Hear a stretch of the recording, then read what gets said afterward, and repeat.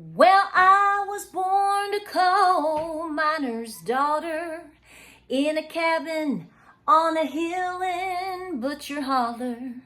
We were poor, but we had love, and that's the one thing that Daddy made sure of.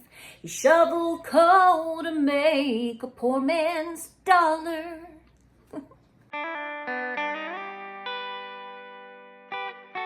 What I really want to know is, are you ready for the finest chocolate cake you have ever sunk your teeth into, honey? It's today. Let's make it. Hey guys, welcome to Appalachia's Homestead. Patera with you today. Happy 4th of July. Happy Independence Day. We're waiting on our guests, so I'm about to make my dessert for the festivities, and it's going to be coal miner's cake. If you've not had this, you are going to love it, love it, love it. I had never had this until this year. Have made it several times. Gabriel loves it. It's a huge hit here. It's going to knock your socks off, okay? It only has 9 total ingredients.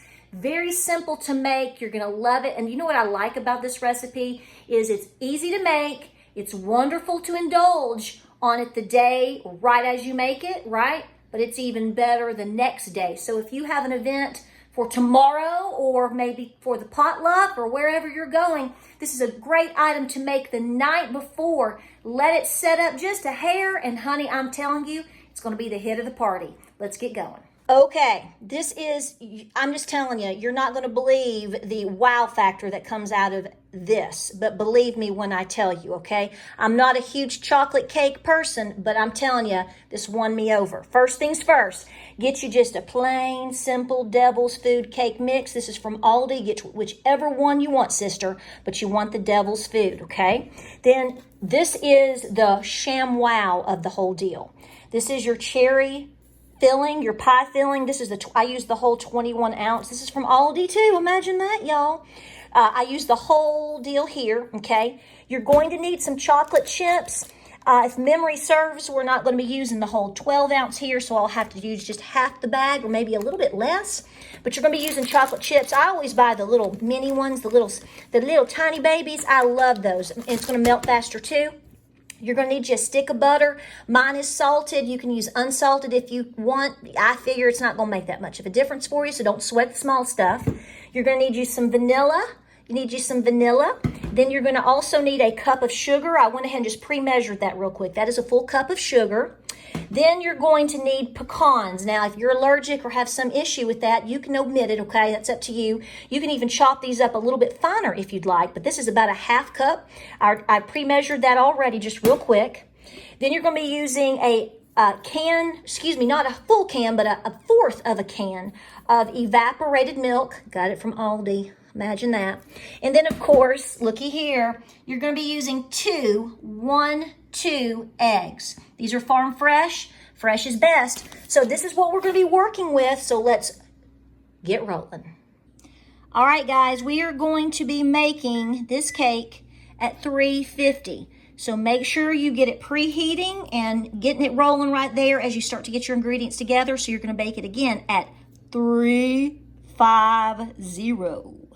All right, guys, simple things first. Ignore every other vegetable and pre-French onion soup stuff to make future. We got canning coming up like crazy. So listen, you're going to take your cake mix. You're going to take your cherry pie filling, okay, the cherry filling right here. You're going to take your vanilla, and you're going to take your 2 eggs, and you're going to mix it in your mixer. You can hand mix it, whatever. So that's the first, after you've preheated the oven, that's the first thing that you're going to do. The other items that you have on your list of ingredients are actually for the topping. So we're going to get this mixed up. I will put the recipe down in the description so you can measure it out just how we need to, right? And then I'm going to put this in a 9x13, a greased 9x13 pan. And once the oven is preheated to 350, then I'm going to bake it for about 30-35 minutes. Just eyeball it. You know what your oven does versus mine, okay? So let's mix all this good stuff up.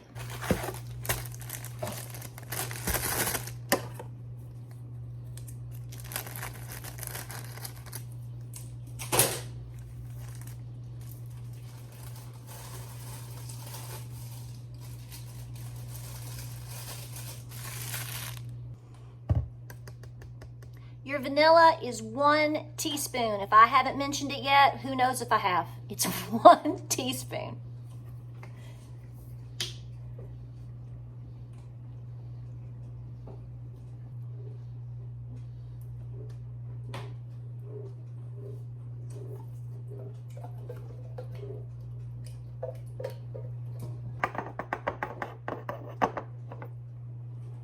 Two eggs.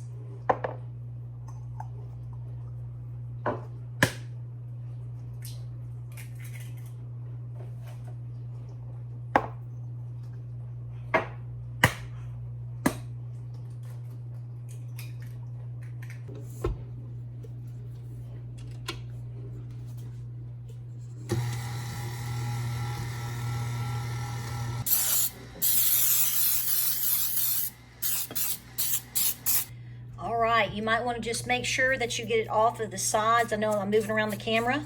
Just getting it scraped down, mixed up a little bit more. I just sprayed my 9x13, waiting on my oven to finish preheating.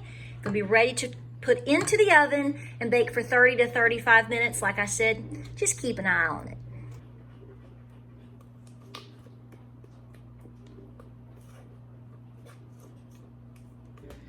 Alrighty, I had to get me a bigger Dumaflotcher. Just gonna spread it out, make it even. It is so moist. I'm telling you right now, you won't believe it. And I know if you're looking at this and you're like, well, I don't like cherries. I made this and I asked James about it and I didn't even tell him how I made it. They were just bragging on it. He said, what is this kind of soft, chewy? It's made so moist in the cake. And I just sort of grinned at him. I said, that's cherry. He was like, do what? Oh, there's my oven, 350. I think we're about ready to roll. Let's see how she turns out.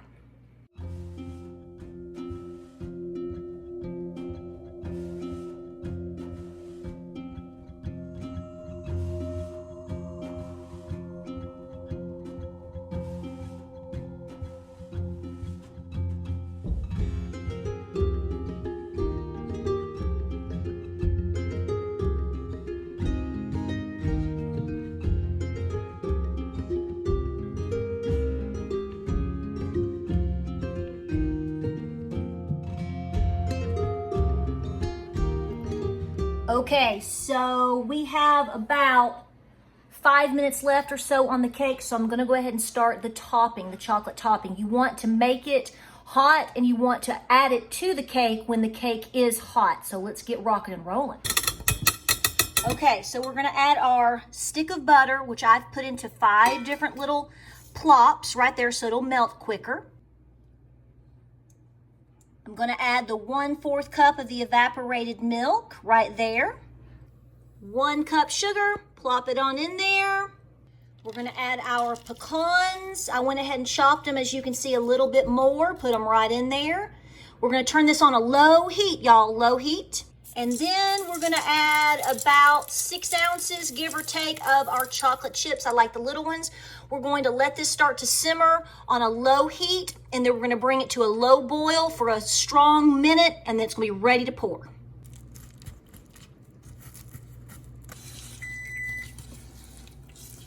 Okay, so I just checked the cake. It's a little bit loose in the center, so I've decided to give it another 3 or 4 minutes. This is still heating up.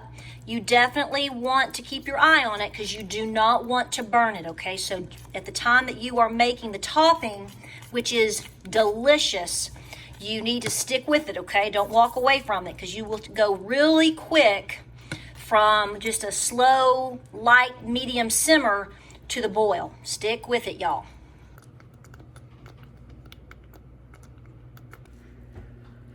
Okay.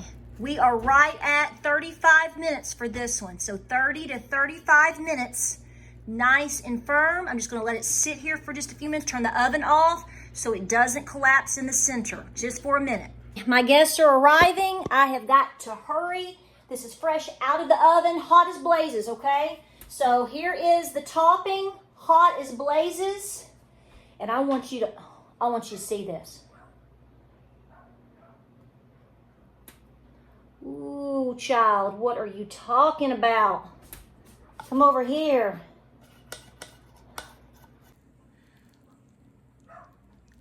Oh my goodness, look, look, look, look, look. Oh, y'all, this really makes you want to break out into a hymnal. Believe me when I tell you. Okay, so we're just going to let this glaze right on top. See that? It makes this beautiful glaze, and we're just going to let it cool. I promise you it is wonderful tonight, but tomorrow, y'all,